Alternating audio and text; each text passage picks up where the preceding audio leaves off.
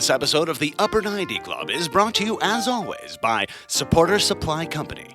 Hi, friends, this is your good pal Morgan Hughes, here to talk to you about a serious issue facing 96% of all crew supporters in Columbus. Why, not enough free shipping, of course. For a limited time now, through the eventual heat death of the universe, Upper 90 Club listeners can use the promo code Upper90Boys. That's boys with a Z on the end of it, at checkout for free delivery on absolutely any order over $10. But Morgan, what if I order $10 worth of stickers, or those goddamned buttons, or some other combination of small items that make you want to kill yourself? Will the free shipping still apply then, even as you curse our family, while you package up our little tiny annoying ass order for us? Of course it will. That's just how much we here at Supporter Supply value our friends at the Upper 90 Club. So head on over to supportersupply.co and use the promo code Upper90Boys. That's boys with a Z at checkout for free shipping on all your orders over $10. And don't forget to tell them that your friends at the Upper 90 Club sent ya. So far, the crew has cleared every hurdle naysayers have placed in their way. Columbus would be home to one of the 10 inaugural teams. Columbus has outperformed much larger cities. The true success indicator has been from the fans. Well, it's boys night out. Hey, welcome to the club. I'm your host, Mars, and this is the Upper 90 Club, where four friends may mention the Columbus crew.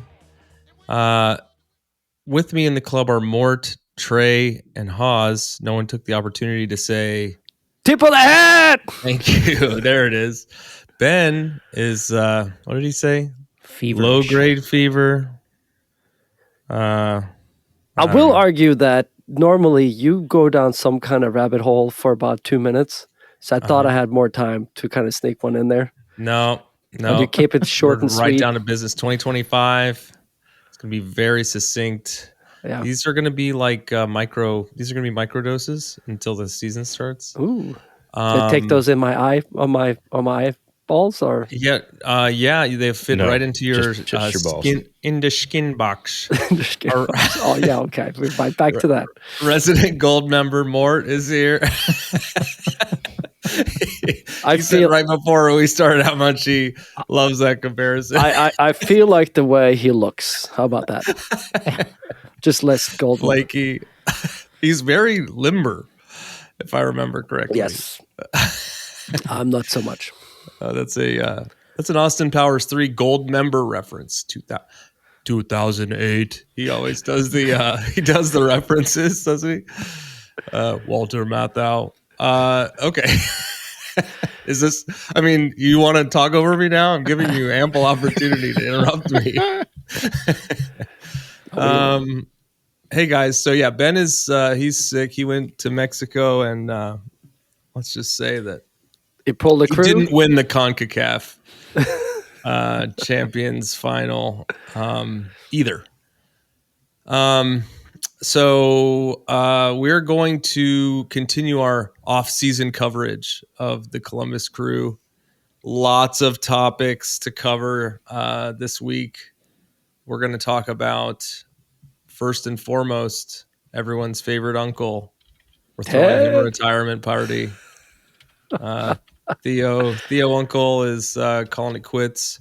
There's a little bit of there's some rumors, a Fleetwood Mac situation with some of the folks on the crew that we'll talk about, and they're not having an affair. It's not actually a Fleetwood Mac situation. Flight of the Conchords. Let's see what else we got.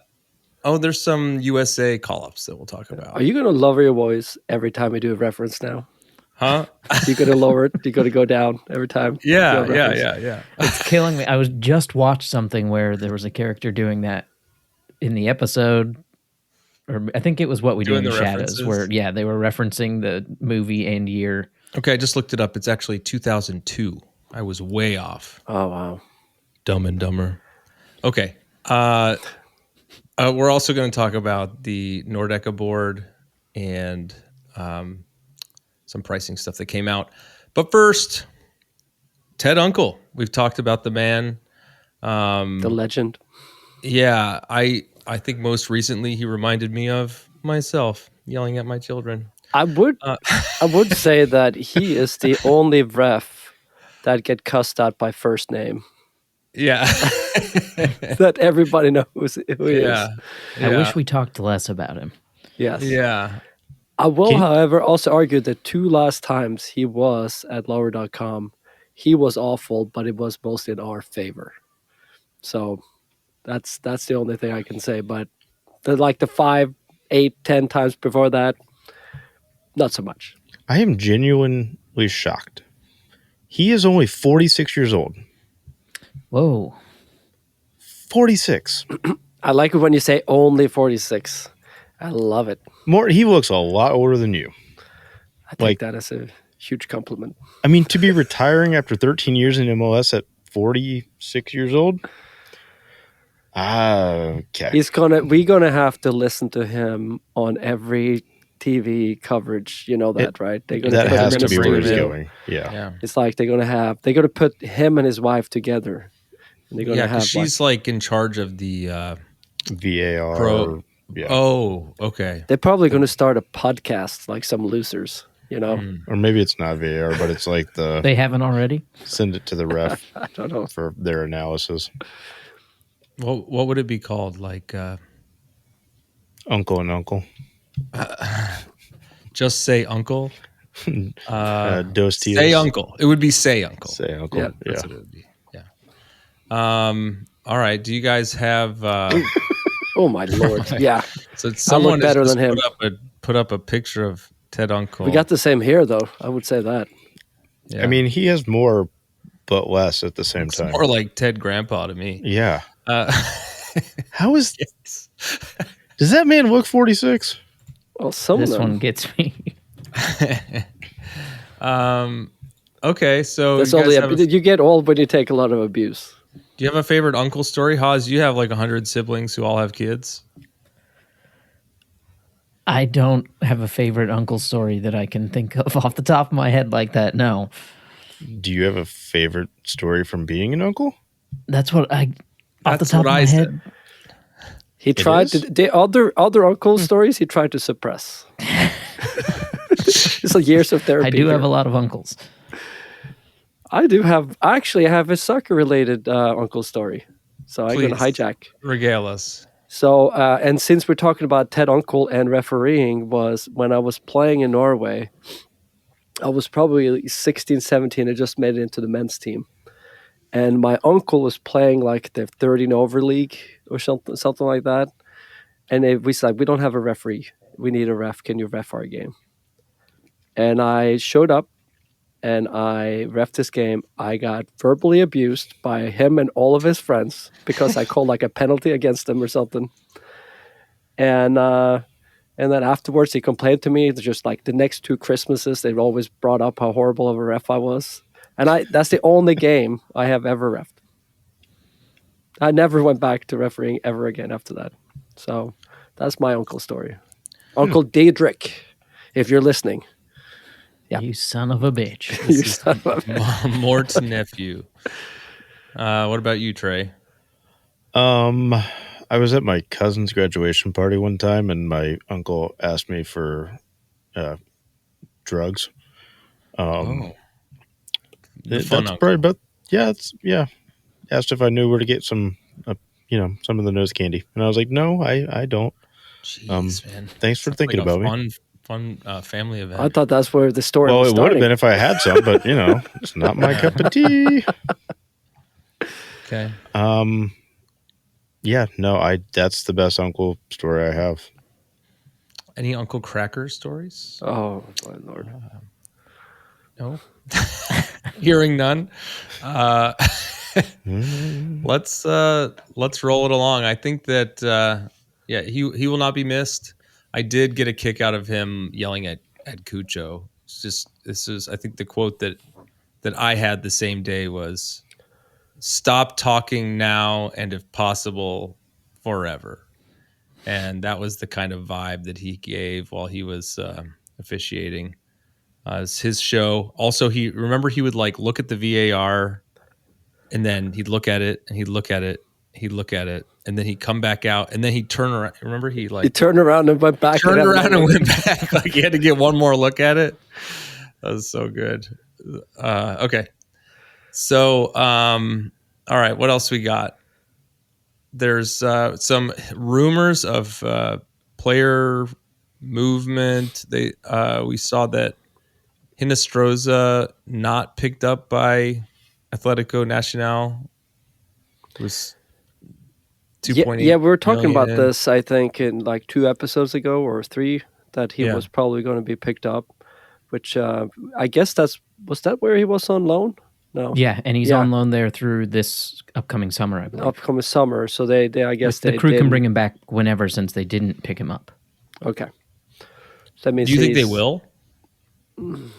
I don't see. He left in such an odd way, didn't he? Like get tossed or something, like late in a game. Yeah, he got a late red card or something, didn't he, in the last? And then he never played again. Yeah. So I don't know. Never really. He had flashes. He showed that he probably had some potential, but never got any consistency at all out of him. Okay. Next thing we saw was Farsi to Blackburn or Saint Etienne. Ben's not here to explain this. No, it must be something he read on Reddit or something like that. And then I mean, if he has an opportunity to go to Blackburn, that is now competing to a little bit out of the playoff in the championship, I mean, he should probably take it. Saint Etienne is going to go down. I mean, they're not faring very well in the French league right now. Rumors, I know their last rumor with him was they go to Saudi. So if it was about the money, I would have thought that would probably be the option that he would take. But no, I think he's here when season starts. I don't know. I mean, I don't disagree that either Blackburn or Etienne are I mean, they're good transfers. I just think they're probably a step above where he's at. So, I mean, I agree with you, but that he's probably here at the beginning of the season. I don't know where else he would transfer to. I mean, I'm not ranking him that highly personally. Yeah, I don't see Blackburn trying to strengthen to move up. Will bring in a Farsi, maybe in the summer or something like that. Bring someone they can develop or maybe build into something. But they need someone to give them something extra. That's why I don't think that happening. Saint Etienne, the same thing. They're fighting for survival in the French league. They're not going to bring in an unproven player in the middle of the season. So that's why I don't think either one of these can happen. Yeah, I mean, Blackburn's sitting 7th in the championship right now. So yeah, they need somebody just to drive them a little bit further with experience that can do the little extra for them, right? They're not going to bring in some random player for them, right? Unproven player. Or maybe they're so like, hey, we brought in Middlesbrough brought in this one guy that came for Columbus Crew and he done pretty well for himself. So who knows? I'm wondering, so my thought on Farsi when you guys were talking about how he would fit into one of these clubs is, do you think that the Nancy system, it kind of stratifies people's skill sets where they're being put in positions to be more versatile than they would be? Do you think that lowers their trade value because they're not seen as pure pedigree by top clubs that are looking for maybe more, like, especially if we're talking about jumping leagues, like where the MLS would be ranked lower than, say, Premier League? Do you think that those Premier League teams are not really looking for project players from the MLS, and that creates a barrier for their path to move up, being in Nancy's system of a more fluid, versatile type player? Well, they're probably thinking longer term than only in the moment too. So in fairness, they might say, hey, we can get a good deal for a player that we can have and develop for a couple of years, and we get him for cheap. But to your question, yes, maybe, because you almost want to see some players that really shines on a team that is not really performing well as a squad, right? So that, because then you don't guessing, is this because of if he rises above, and it's clearly not because of coaching or anything else. When the Columbus Crew is kind of like everybody's kind of been, you know, the level has been raised all across the board. then it's kind of hard to tell, is that guy as a result of the system, or is this guy really talented and would actually provide us something extra in our I mean, our other system. teams need depth too. They need players that can shift around to some extent. Maybe not to the extent that Nancy's able to get some guys to do, but have we moved any players that have been successful in the Nancy system? Aiden. Morris. Yeah. Yes. But he was also successful. I would probably argue that he was been good for a little while, and also, but he really came to his prime, obviously, in that system, and also he came back from the injury, too, like before that. So, yeah, I was thinking Zelarayan. No, I mean he was like he was like trial, and he got dished, and we got rid of what's his name that. I think Zelarayan's done decently in the Saudi league that he's been playing in now. Who's who's your favorite defender? Quentin? Yeah, Quentin. Yeah, he's doing all right. But I mean, like, he's not going overseas or anything like that. No, I'm saying that these are not examples of people flourishing in the system, people who we've gotten rid of. Morris is the one. Yeah, and I mean, Lucas has only scored 1 goal and 2 assists in 11 matches. So, in this whole season. So, he had a better year last year, 8 goals, 9 assists, but. Okay. Have you guys heard Rossi de Cruz Azul? No, that's the first time. Reading this in this notes is the first time I've ever heard of that. So if anyone has issue with us just blindly spreading rumors, it's because Ben's the only one who does the work, and there was an article that was in Spanish. Wrong. So, I mean, for me, I was trusting people's comments on the article on Reddit when I looked it up just a little bit earlier tonight. So if it's in Spanish, it has to be true. But I wasn't able to read the article, nor did I take the time to try to have it translated for me to digest it. Okay. All right. Well, he's got 1 year left and an option for a second year on his contract. I don't see that happening unless they have something else lined up or in the works. Yeah. Okay. Well, but I think with him, I mean, I think it has to do with if he wants to go and if he wants to earn that money, Cruz would have the kind of money to pay the remainder of the salary and up whatever or match whatever he'd be making with us. So I think that's the concern. Is that he our top paid player? Yeah, he's our top paid player. He was also was he the top scorer of one of the top scorers for the Champions Cup this year, right? Yeah, he did well. He did well there. That was, I think Cucho's timeout coincided with some of those games, and then we made it to the finals. So I think he played more minutes than anyone scoring goals on our team. I forget that he's only 26.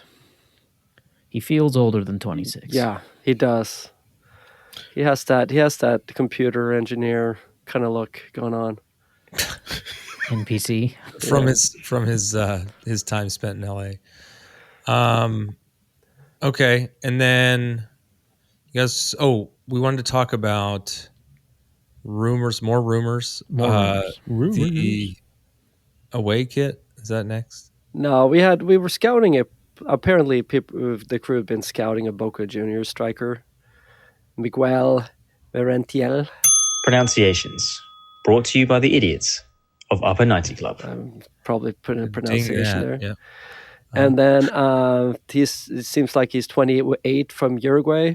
I'm guessing that what 28 Uruguay means, and probably for 7.2 million. So that would be a big acquisition. And only thing I can think if they're looking at something like a guy like that coming in as a striker is that if another player is leaving. And I saw something like, I think 14 goals over the last 2 seasons, and some assists. Nothing crazy for him. Okay. Rumor mill stuff. I mean, it's the time of year where there's stuff that's going to be flying. This just all tells over you the place. how little that has happened since our double episode. It's holiday. Wait, are you guys relatively excited about another Boca player coming? I mean, we've had decent success with the Boca player. Yeah, I mean it's a big club. I mean they don't carry bad players. So I mean, he's scoring a lot of goals too. I mean, 14 goals, 4 assists in 38 games. Like, that's pretty solid. We're talking yeah, like Diego, Cucho type numbers. It's hard to put a lot of but stock. my thing would be Yeah, there'll probably be one of them out. Because I think if we're going to really spend some big bucks, I think the next signing will probably be in the middle. I don't disagree. I'm just saying, like, as a replacement for Ramirez or Diego or whoever it may be, this is a player that I don't hate that they're targeting him. Oh no, not at all. I mean, the guy's in his prime. It's good. It's just, but it's speculative. Right? Yes.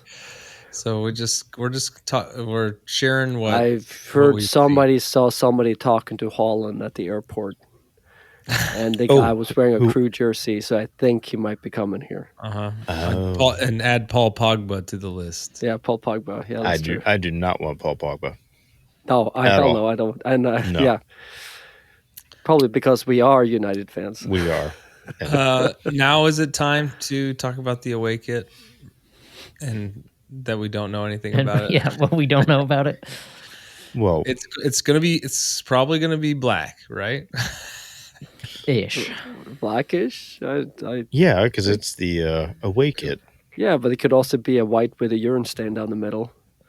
Yeah, could be. Yeah, could be. It could be. It could be a white stripe. You know, white, I will still gray. say that the yellow part of that kit was not the worst. It was the blue shorts. The blue shorts tanked it. Yeah. You're talking about the For Columbus kit. Yeah. I Correct. feel like, we had this discussion a few weeks ago. No news on No news, but I think it's going to be called a goo kit, right? Yeah, on the potentially goo kit.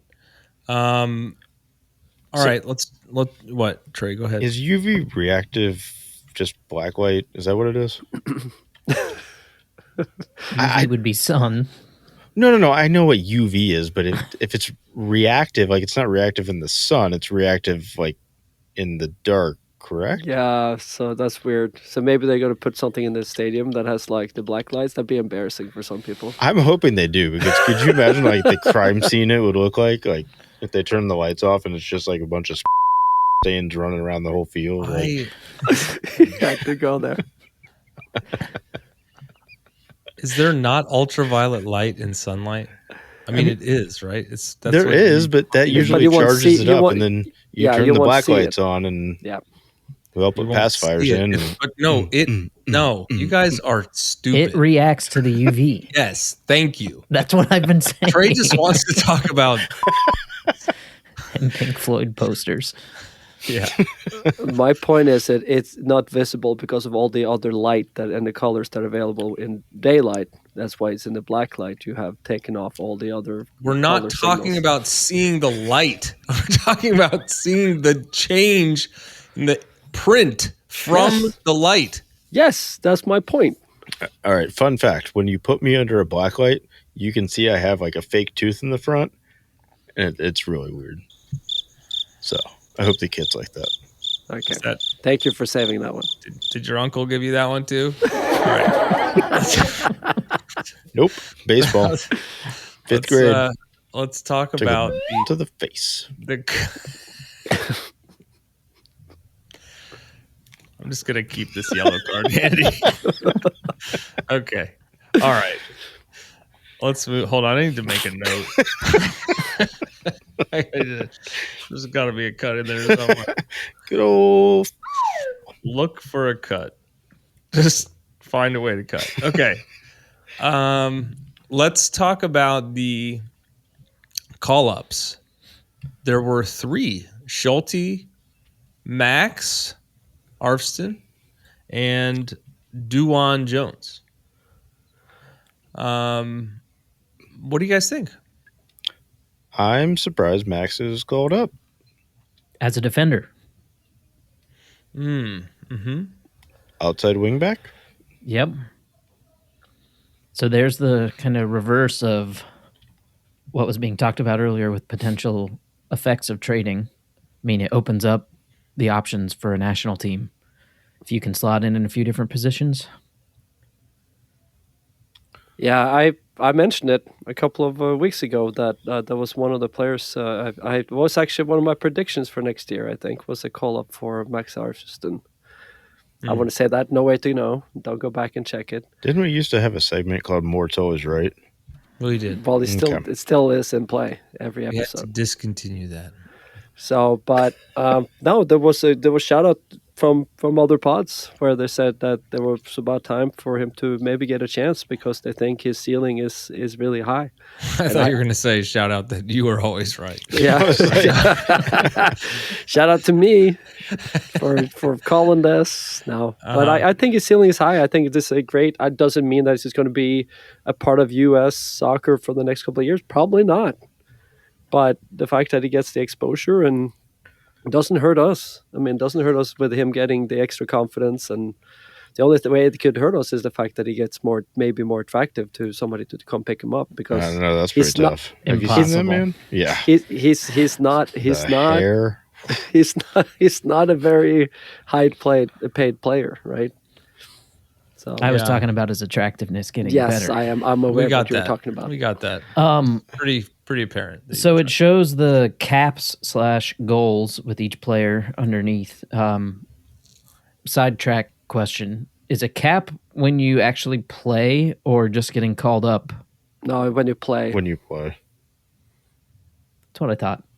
So, and this is just to a camp. I mean, are there? I assume there are friendlies associated with this camp. Yes. Yeah, they're going to play 1 or 2 friendlies, I'm guessing, and then I think it will count even if it's a friendly, doesn't it? I don't know if it. I mean, Schulte has 2 caps, so yes. It doesn't count for like if you wanted to change nationality. Yeah, your allegiance or whatever. Yeah, I don't because there's a couple of in there. Luna be one of them, I believe. That is now also correct.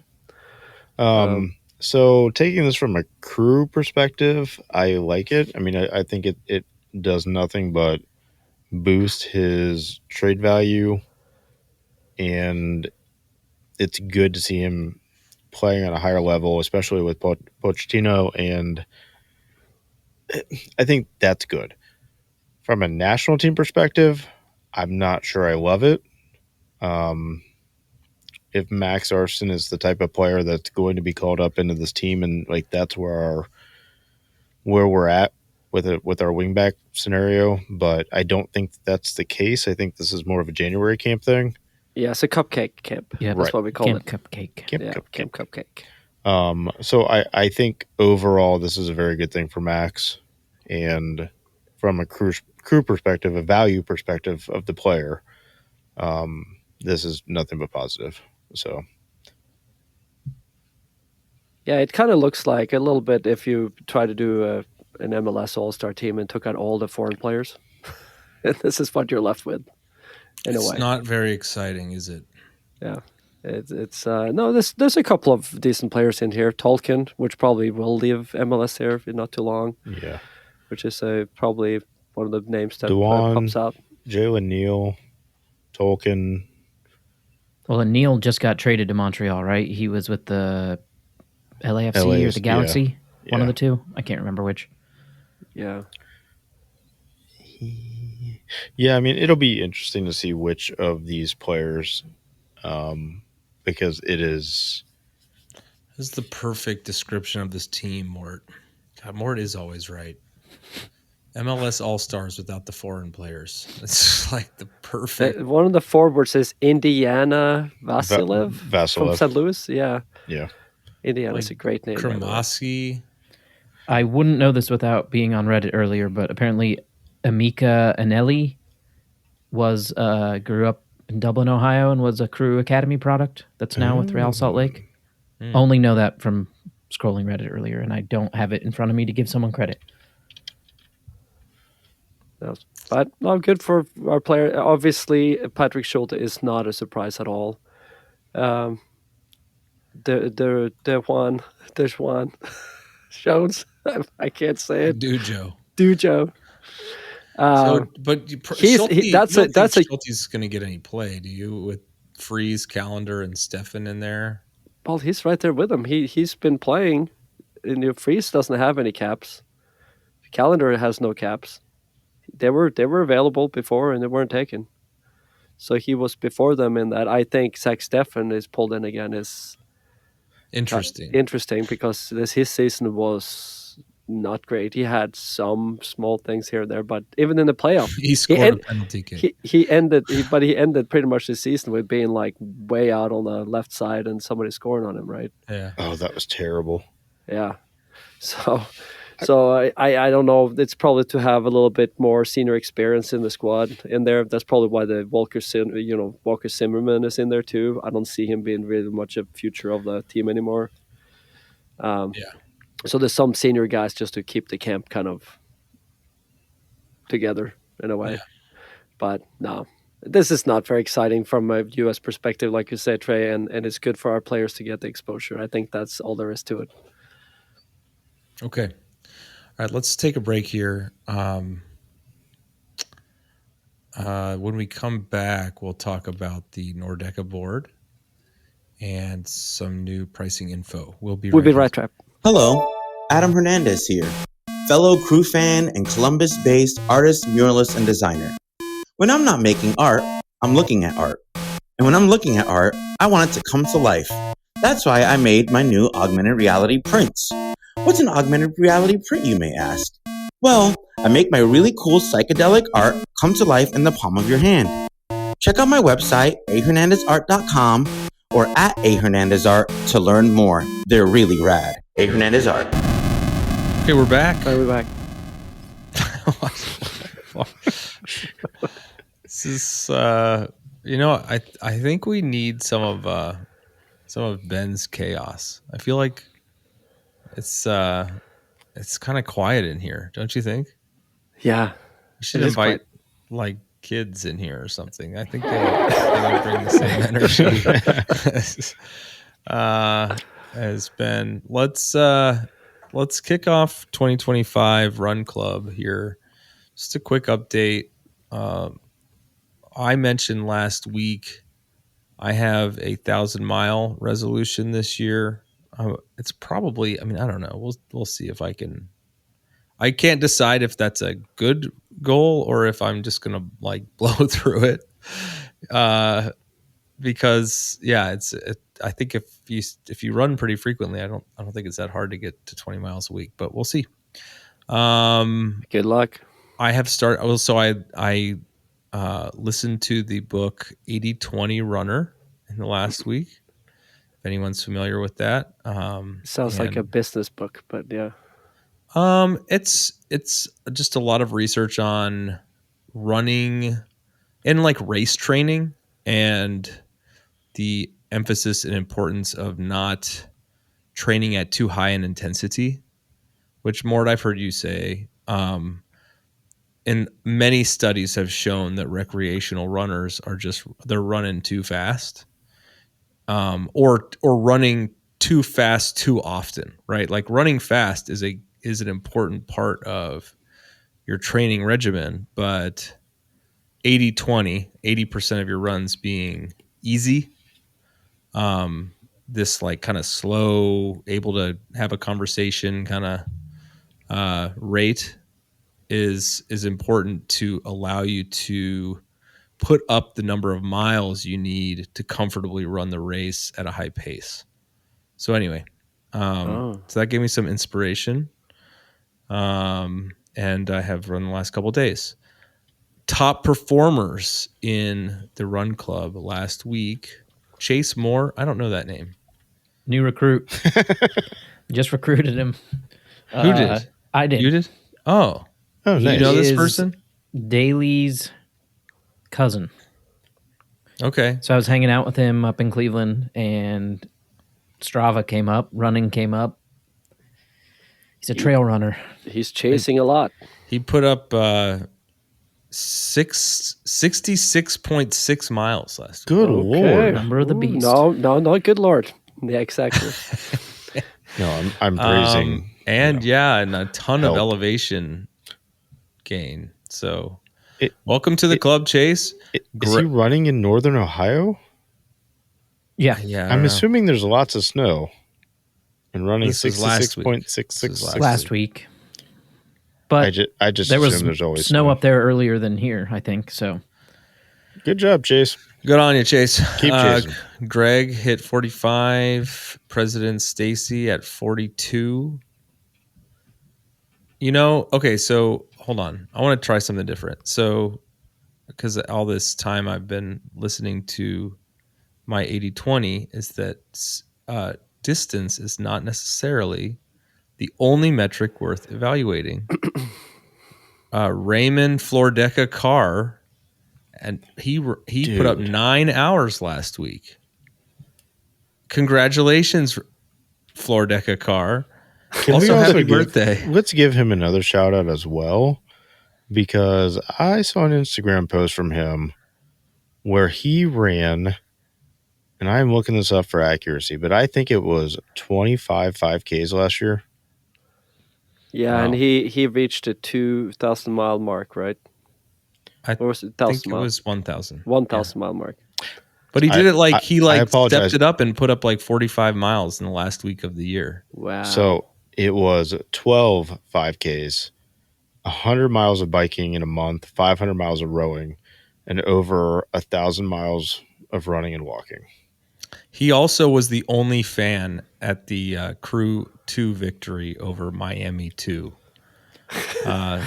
You are a hero to us all.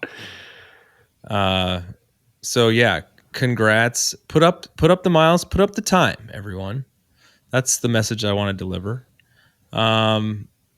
This concludes the Run Club update for the week.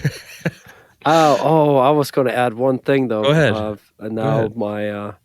My president, I should say. She has now officially been signed up to the Midwest Grand Slam or whatever it's called, which is 500-mile ultras over the next year.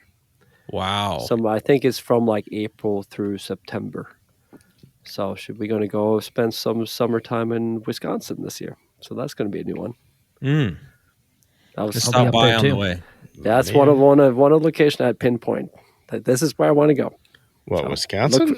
Yes, I'll be there in July. Yeah, is it during the Coupe tournament? It might be. I think it might be June. Actually, I'm going. So I mean, there really can't be too many months you're going to Wisconsin. Like, it's pretty cold. For the last remaining listener, Oz is he's an international Coupe failure competitor. Coupe, we'll talk about it this summer when Mort's out in Wisconsin. Okay, let's talk about the Nordecka. You know what we need? We need, like you said, we need Ben, and then we need Cleveland Haas back. Yeah, Cleveland Haas. Cleveland Haas was way more fun. It's a Monday night recording. More of an uncle than a dad. Okay. Nordecka board. There is currently voting going on for the board. Not yet. On the 9th. It starts on the 9th. I'm sorry. A few days left I thought it closed on the 9th. To declare. More days. Okay. Oh, voting through the 19th. Got it. Okay. They reopened it up. Not enough people declared for positions. So they reopened it up through the 9th. Okay. So speaking of running, if you feel like running, this is the time. Indeed. They need people for the creative role and what was it, the match day position? Yeah, match day operations, which is a 2-year term. The creative part is a 1-year term. So that's the only 2 seats that don't have any candidates for as of now. Okay. And then the voting will commence immediately through the 19th. So from the 9th to the 19th or something. And kudos to the people running. It's a lot of work, and kudos to people that have been doing the work too. We know it's a lot of work. It's a lot of grievances and And sometimes people like to air their frustration with things, but then they have a chance to run and step up, and that's the only way what you can do. So a lot of appreciation for the people that volunteers their time, because there is a lot of time involved in these things to make our experience better. And this is where we would have Chris Lamacchia, the marketing director for the board, on to tell people, this one remaining listener, what the Nordecka board is, right? They're volunteer positions that get involved in the supporter side of crew fandom, right? There's they do merchandise partnerships, I think the biggest piece is really like the orchestration and administration of the Nordecka experience down on the end. So there's a membership to the Nordecka where you can get tickets, and they secure a certain number of tickets for match days. And so there's a bunch of volunteers that are elected to this board. And so that's going on now. So if you're a big crew fan, sign up, get involved. Yeah. And if you're a member, also go vote, right, Trey? Yeah. Well, yeah. I mean, I think isn't there a statute of you have to be a member of Nordeck for like a 12-month period before you can run. But yeah, before you can run. Yeah, there are stipulations for running, but voting, you just have to be a current member. Right. So we have the link that we'll share for signing up, and we'll share it. What else we got? Something about, this is the Cleveland game? Pricing was published. Yeah, so as a season ticket member, we got the option of buying additional tickets, kind of as a part of the deal, kind of as a pre-sale, right? Like what they did last year. Kind of like we did last year, but obviously now you have a whole stadium to do that for. But two things. The tickets were really pricey, and for this, not as bad as they were last year. I would say that. It wasn't as crazy for the similar tickets as it was last year. But the other thing is, let's say you have 2 tickets like me and want to have 4 tickets, and I'd be fine with sitting, maybe get them cheaper and sit in the upper bowl. That's not an option yet because they haven't opened up for the upper tier yet. So it's only like the bottom bowl that has been opened up for tickets. So upper end zone is the current cheapest at $90, and again, that's to season ticket members pre-sale. Pre-sale Nordic equivalent tickets are $100, so meaning they have over doubled the price. 108. Yeah, 108. I don't know if that even includes the ticket and handling and all that beautiful $15. No, it's Ticketmaster. Yeah, there's going to be a lot more fees. So based on what I don't want to speculate, but I am looking at the map of the Brown Stadium with the tickets in the different colors. Is this safe to assume that is supposed to be primarily crew fans in the whole lower bowl, and that they're going to reserve the 2 upper sidelines for Miami? No, or no open chance. general? They're just doing this so they keep knowing that they're going to fill up for enough for TV in the lower bowl, and also the fact that they can keep a higher price for us to renew because this is equivalent to our seats. But these are all season ticket member add-ons. Yes. So doesn't that kind of say that there was season tickets sold in every one of these sessions? That's what they're trying to do. Is get the crew season ticket holders to add their friends that hopefully don't wear pink. I mean, it's okay if they do, just not to this game. And I mean, yeah, that's the attempt. That's the goal. I don't see it happening at these prices. Yeah, I didn't think the prices were that bad. I mean, you're telling me I can get the best Serve Pro Club sideline seat, which looks pretty close to the field, $585. That's not terrible. What did we see last year for Nordeck tickets? Wasn't it like $300, $400? I remembered a $450. Right. Like, I can practically touch Messi for $500. The difference is that at lower.com, 80% of the tickets are already sold and already committed to. So there's only so much demand. So the reveal milk, and here maybe 30%, maybe 20% by now, as people are actually thinking about going here. I guess with 16,000 people, what is it, 68? So what do we got? What's the math there, people? That's 25%. And probably not all of them are going to go. So it's 20. Let's say 20% of the tickets are committed right now to season ticket holders. It's a little bit different. So of course you can have the same those are pricing. just speculative numbers, though. That's all we've been talking about this whole episode. Yeah, is speculation. and speculation. rumors. No, I really think that this. I'm not going to argue whether or not it's a good idea to put the game up in Cleveland, but these are less than I thought that the ticket prices would be. Like, but these are not ticket prices for the average Joe coming off the street and buying a ticket. This is for the people that already have the inside. Yeah, but I'm not going to judge it based on resale. I'm going to base it on what I think the front office actually priced it at for this game. Yeah, but that's what they priced it to for season ticket holder. You think anybody else will get the 5 for that seat you're talking about? Those probably going to be $800 for the public sale. I'm not worried about that, though. Like, if I wanted this right now and I was like, hey guys, can you get me one ticket in the brown section for $167, like, to go see this game, I don't think that's terrible. I don't like it. Like, if it is what it is. If I'm going to add a third person to my ticket, I have to pay twice my ticket's value. Over twice my ticket's value for bringing another kid to this game. So I have the option of moving to another place and not sitting where I'm sitting. But if I want to buy an equivalent ticket for my other kid to come to this game, I have to pay 2 times what I have to pay for my ticket at lower.com for a regular game. Now I get this messy and all that stuff, but there's seats everywhere here. So this is nonsense. You really, and I'm not challenging you, I'm just trying to clarify. You wouldn't mind paying for another ticket if all the prices were the exact same cost as what your ticket was at lower.com. Yeah, I think that would be more fair to, if you want to have season tickets holders traveling all the way to Cleveland and maybe make it a family thing. Yeah, we can. Yeah, we should. I think that should be a fair thing that I can pay 2 extra tickets for about the same price that and now that you have to remember the tickets are not the same value for every game anymore either.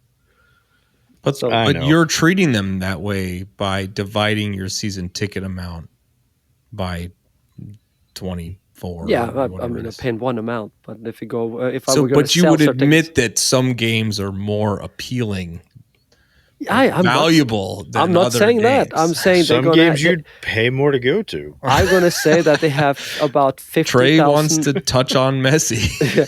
They have 50,000 other tickets to still sell. They have 50,000 other tickets they can still sell for like whatever price they want.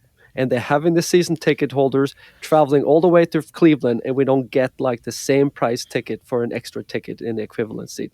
That is bad. That's my point. Well, but you do get to tailgate with the Browns fans. Yeah, and I got a free hot dog. I know. I hear you. 2. I hear you. I'm 2. Yeah, so just wait till a few days before the game. Prices are going to be way lower.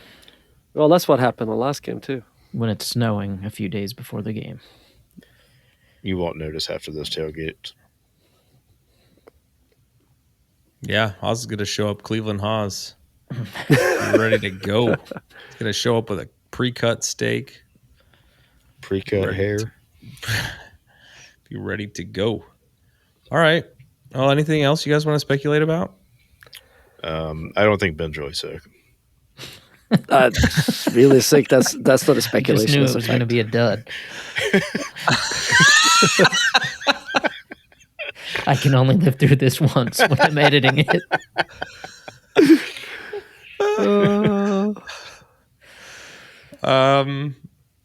Let's see. Anything else? You think they're going to have garlic bread at this Cleveland game?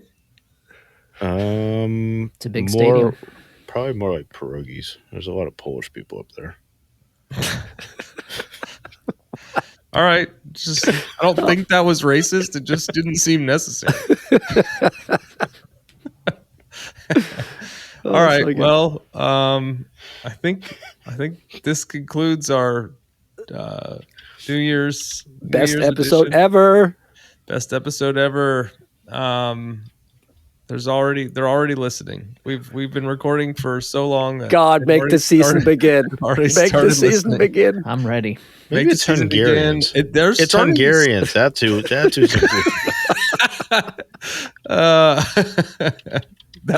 that's who lives in Cleveland, or that's who eats pierogies, right? Or both. Cleveland. I don't think that they eat pierogies.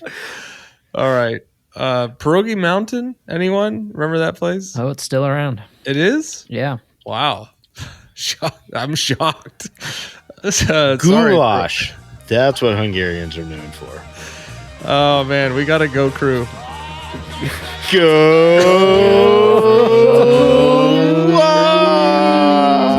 What time is it? It's so early. Thanks everyone for joining the club. We hope you'll listen next week and every week, even in the off season, to celebrate or commiserate. We'll save you a seat. If you like this podcast, please give us 5 stars and subscribe. You can email us at upper90clubpod@gmail.com. That's upper90clubpod@gmail.com. Follow us on Twitter and Instagram at upper90clubpod. Go crew!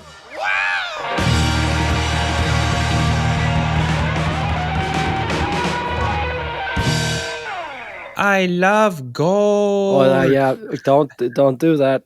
I've been called that before. I don't like it. Goldmember? Goldmember. All right. Delicious. Put it in the skin box.